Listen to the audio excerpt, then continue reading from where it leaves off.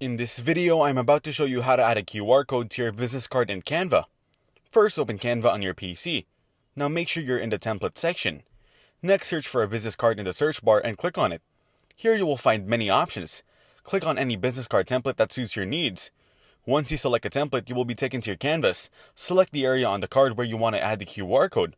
For example, I am going to remove the logo to make space for the QR code. Next, go to a website where you can generate QR codes, such as a QR code generator site. Now enter your business name or the link you want to encode into the QR code. Then select the style or frame you want for your QR code. After that, click on download to save the QR code. You will be prompted to sign up with your Google account. Click on sign up with Google. Then choose your Google account and click on continue. Now click on sign in with Google, and once you're logged in, proceed to download the QR code. After the QR code is downloaded, go back to Canva. Now open the files folder where the QR code is saved. Then drag and drop the QR code into your Canva project. Finally, as you can see, the QR code is now successfully added to your business card. Thanks for watching. Don't forget to like and subscribe.